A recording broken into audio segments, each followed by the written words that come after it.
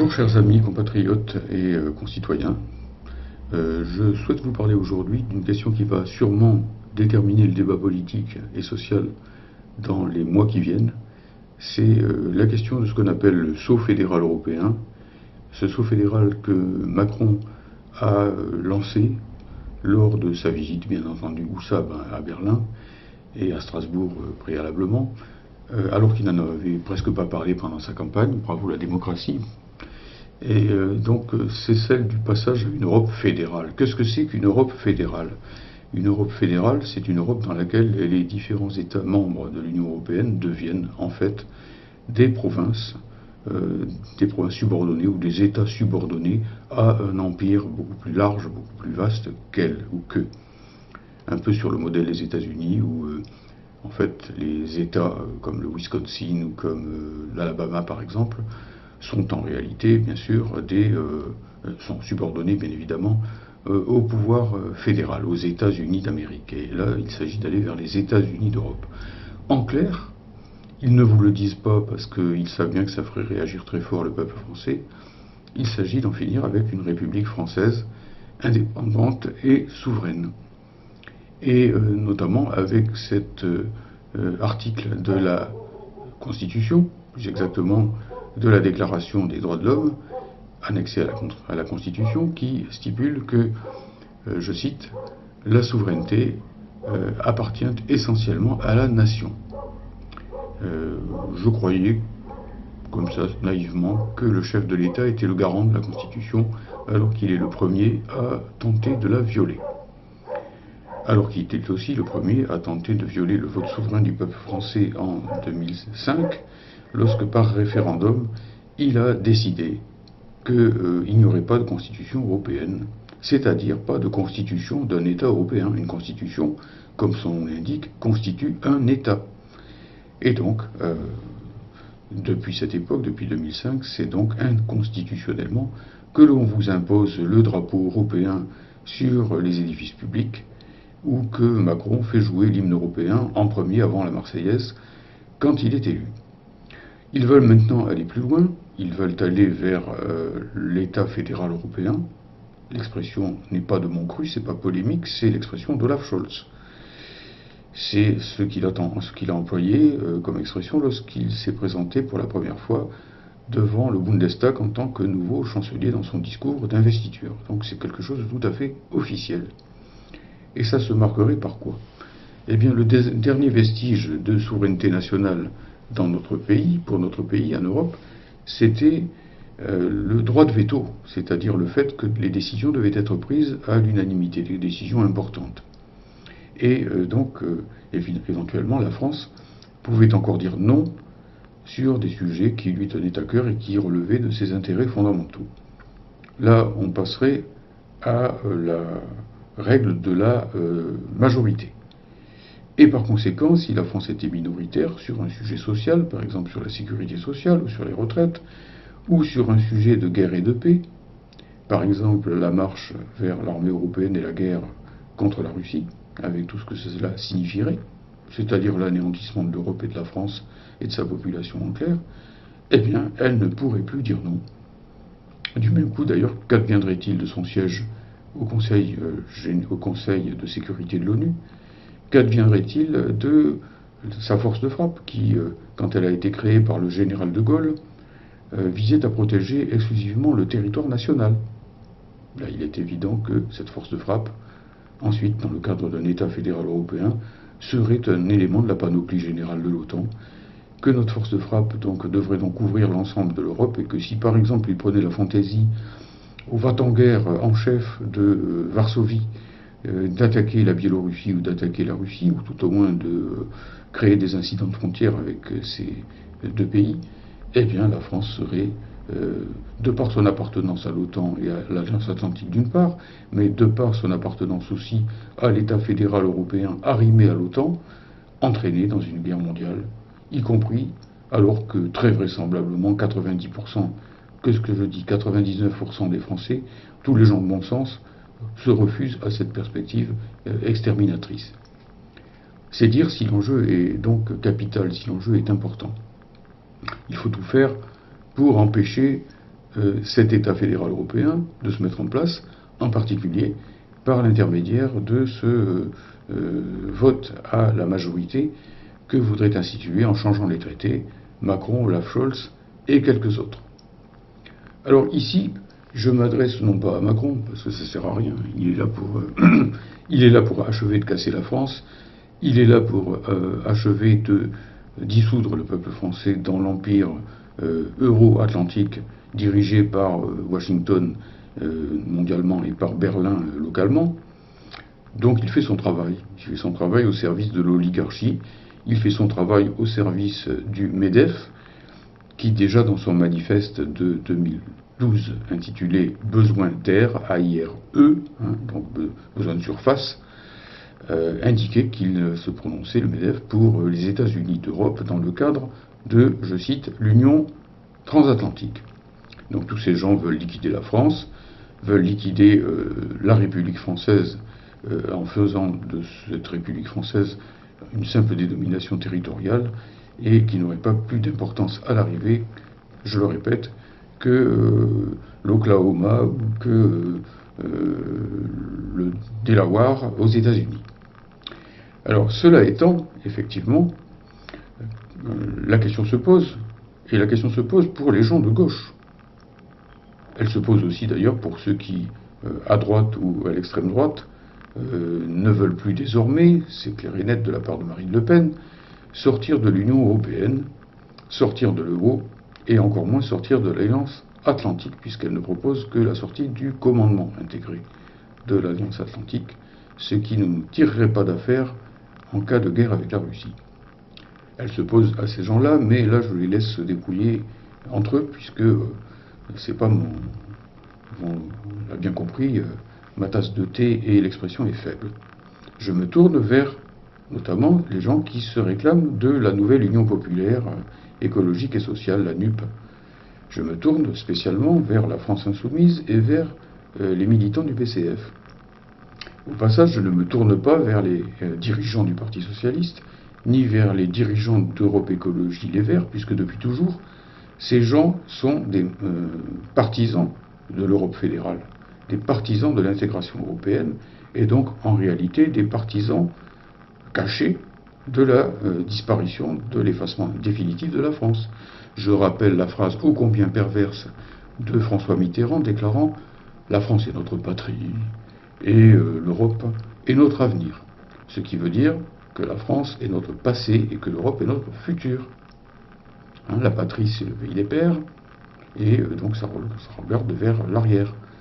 La France est notre patrie, mais pour moi c'est aussi notre avenir, dans le cadre d'un monde solidaire, de nations libres et souveraines, coopérant les unes avec les autres, ce qui n'est pas du tout le cas dans le cadre de l'Union européenne et de sa fameuse concurrence libre et non faussée du traité de Maastricht. Alors, je me tourne vers d'abord les dirigeants et les militants, parce qu'ils sont responsables aussi à la fin de laisser faire tout ce qui se fait du Parti communiste français. Et je leur dis tout simplement ceci. Le Parti communiste français a combattu dès le début la construction européenne en tant que construction impérialiste, construction anti-soviétique, construction tournée contre le socialisme, tournée contre le progrès social, conception et construction tournée contre l'emploi en France. Je rappelle qu'elle a commencé par la CECA, c'est-à-dire la Communauté européenne du charbon et de l'acier, et que le beau résultat, c'est qu'aujourd'hui, il n'y a quasiment plus d'acier ni de charbon produit chez nous. Et que la classe ouvrière de ce pays a été ravagée par les délocalisations. Bon, je vous rappelle aussi, mes camarades, que je fus des vôtres pendant 32 ans, que vous vous êtes battus pour le produire en France à l'époque de Georges Marchais, qu'à l'époque de Jacques Duclos, vous avez combattu ce qu'il appelait la petite Europe, l'Europe donc de Monnet et de Schuman, et je vous rappelle aussi que vous avez toujours été à la pointe du combat pour l'indépendance nationale, y compris dans le moment le plus fort et symbolique de notre histoire, qui fut, à nous communistes, le Front populaire, avec l'alliance du drapeau rouge et du drapeau tricolore contre le fascisme, et ensuite la résistance antifasciste et les grandes lois progressistes de la libération où il fallait mettre, je cite, le monde du travail au cœur de la vie nationale. De la vie nationale. Voilà. Et ça s'appelait le Conseil national de la résistance. Ça ne s'appelait pas le Conseil européen de la résistance, et on venait juste d'abattre la première Europe unifiée, celle de Adolf Hitler. Hein, la grosse Europa. Voilà. Alors je vous demande si vraiment vous êtes toujours partie prenante pour cet attelage un peu étrange, puisque désormais, eh bien, M. Mélenchon clame à tous les vents, et vous l'avez signé vous aussi, qu'il n'est pas frexitaire, il ne veut pas sortir de l'Union européenne, alors que en 2017, eh bien, Mélenchon déclarait l'Union européenne, on la change ou on la quitte. Maintenant, on la change ou on ne la change pas, mais en tout cas, on y reste. Hein. L'Union européenne, on y reste ou on y reste, en quelque sorte. Quoi qu'elle fasse, où est passé le bras de fer de l'époque. Passons, c'est déjà un premier élément. Mais qu'est-ce que cela devient lorsque cette Union européenne elle-même passe au stade supérieur, qu'elle n'est plus seulement l'Union européenne, mais qu'elle devient l'Empire européen, qu'elle devient l'État fédéral européen? Vous êtes toujours partie prenante de ça? Alors je sais que ça ferait plaisir aux partis de la gauche européenne, dont le PCF est officiellement membre, mais je ne suis pas sûr que ça fasse tellement plaisir à la masse des militants communistes qui ont voté contre Maastricht, qui à l'époque de Marché refusaient le marché de dupes de Herzog et compagnie, les droitiers là, qui disaient à l'époque qu'il fallait renégocier le traité de Maastricht, alors que Marché, fort justement, disait non, c'est non, non à Maastricht, point final. Et on veut garder notre indépendance nationale. Ni à ceux qui, plus jeunes, ont fait la campagne du non au traité constitutionnel européen en mai 2005, avec le non à 55% contre et 80% des ouvriers, 65% des employés, 65% des 18-25 ans. Est-ce qu'on est fidèle à ça ou pas? Ou est-ce que pour des places, eh bien, on va s'asseoir là-dessus, c'est-à-dire sur ce qui fait le plus la légitimité du Parti communiste français, c'est-à-dire à la fois la défense du monde du travail, percutée de front par la construction européenne, et la défense de l'indépendance nationale pour une coopération internationale avec tous les continents, pas seulement les Européens, avec l'Afrique, avec laquelle nous devrions avoir des liens privilégiés, hein, à cause de l'histoire, à cause de la francophonie, à cause de tout ce que nous leur devons, avec les pays d'Amérique latine, avec Cuba, avec la Russie, je suis désolé de le dire, bon, qui un jour ou l'autre, effectivement, ne sera plus dans la situation militaire actuelle et qui, de toute façon, a à notre égard, a sur nous, je dirais, en quelque sorte, des droits, puisque n'oublions pas les 27 millions de soviétiques qui sont morts pour notre liberté, avec la Chine, pays le plus peuplé du monde, et qu'il serait stupide de traiter un ennemi. Voilà. Voilà ce que nous voulons. Nous voulons une France libre, une France indépendante, traitant avec tous les pays du monde entier. Ça s'appelle la coopération internationale. Voilà. Alors je vous pose la question.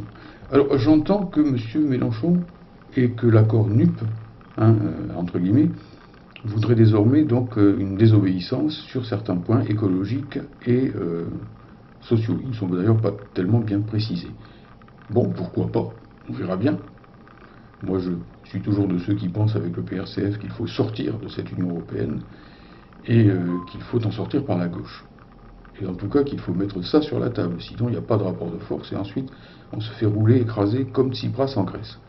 Mais admettons, voilà, vous voulez désobéir. Alors d'abord, pourquoi pas aussi sur le terrain militaire et diplomatique, alors qu'à notre époque, présentement, c'est le terrain le plus important. Car si on va vers un surarmement phénoménal, avec 2% de plus par an pour le budget des pays de l'OTAN en Europe à destination de l'armée, il est évident que le social va encore plus souffrir. Il est évident qu'on aura encore plus de problèmes du côté de l'austérité salariale et que 3% de Maastricht ou pas, ça ne fera pas de différence à la fin du mois. Bien au contraire, le pouvoir d'achat populaire continuera à plonger. Ce qui n'est encore rien, même si c'est très important pour les couches populaires et pour les couches moyennes, que la marche à la guerre que conduit actuellement l'OTAN, que conduit actuellement l'Union européenne, D'ailleurs, je mets au défi de distinguer entre les deux, puisque maintenant, chaque fois qu'il y a un sommet de l'OTAN en Europe, le sommet de l'Union européenne se tient le même jour et au même endroit. Qui ne voit que l'Union européenne et l'OTAN c'est la même chose, et que vouloir rester dans l'Union européenne en quittant l'OTAN serait stupide et n'aurait aucun sens. Voilà. Alors je m'adresse à vous, camarades communistes, et je vous demande si vous êtes toujours pour l'indépendance nationale de notre pays, ou si dans le cadre de la nouvelle Union populaire, eh bien, ce qui compte avant tout pour vous, c'est les places au Parlement. Comme le dit peut-être un peu vulgairement un tel militant ouvrier que je connais, bah, la question est de savoir, mais la classe ouvrière, elle va droit au but, hein, tortille pas du derrière, elle dit lutte des classes ou lutte des places, il faut choisir. Et puis je m'adresse aux insoumis, c'est quoi cette idée qu'il faut désormais pouvoir sur certains sujets désobéir à l'Union européenne et sur un autre plan accepter la fin du droit de veto et donc la marche en avant vers un État fédéral européen qui pourrait imposer sa loi, par conséquent, indépendamment du fait que la France serait pour ou serait contre. Vous ne voyez pas la contradiction? Elle n'est pas géante, elle ne vous pète pas à la figure. Macron ne vous piège pas avec son histoire là de vote à la majorité au niveau européen. Alors bien sûr, vous avez parmi vous des européistes convaincus, notamment ceux du Parlement européen, là, les insoumis, pas si insoumis que ça au niveau européen, Manon Aubry en tête. Mais il n'empêche que, pour finir, eh bien, la question se pose pour vous de savoir si vous êtes véritablement conséquent quand vous voulez désobéir à quelque chose tout en lui donnant plus de pouvoir. Si je veux désobéir à quelque chose, je lui donne moins de pouvoir et même à la limite je menace de partir et je ne lui donne pas plus de pouvoir.